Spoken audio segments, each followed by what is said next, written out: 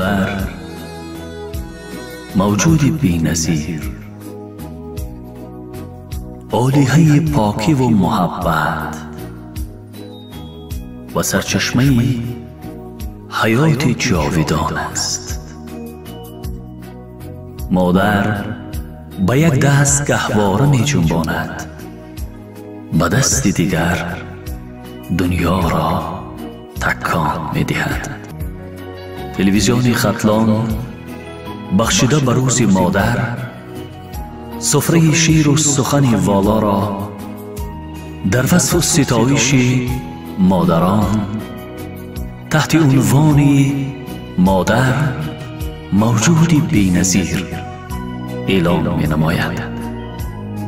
ذوقمندان نوابسته از سن و سال می توانند در سفره مادر موجود بی‌نظیر از سخنرانی های حکمت آموز پیشوای ملت محترم امام علی رحمان در شناخت مقام زن مادر از آثار شاعران و نویسندگان، دانشمندان، حکمت شناسان تاجیک و جهان دوری معنی انتخاب کرده به مادران اظهار مهر و وفا نمایند.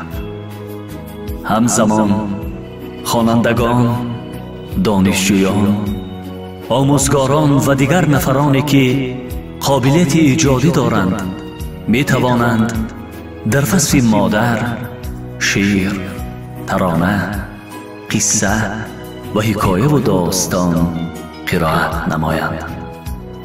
هنرمندان می توانند با اجرای زنده با استفاده از سازهای موسیقی در وصف مادران سرود و آهنگ‌های دارای مضمون و محتوای بلند و مرغوب و دلنواز زمزمه نمایند.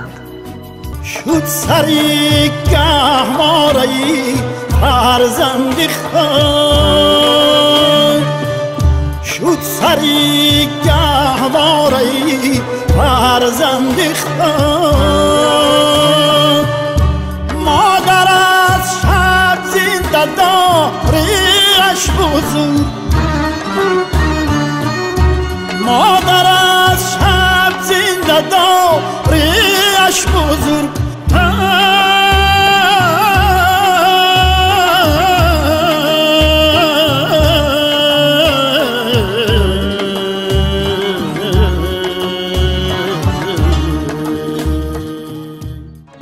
اداره تلویزیون و رادیوی ولایت ختلان، شهر باختر، کوچه باربد 16. تلفن برای تماس 922 207 0001 00 992 888 88 04 36.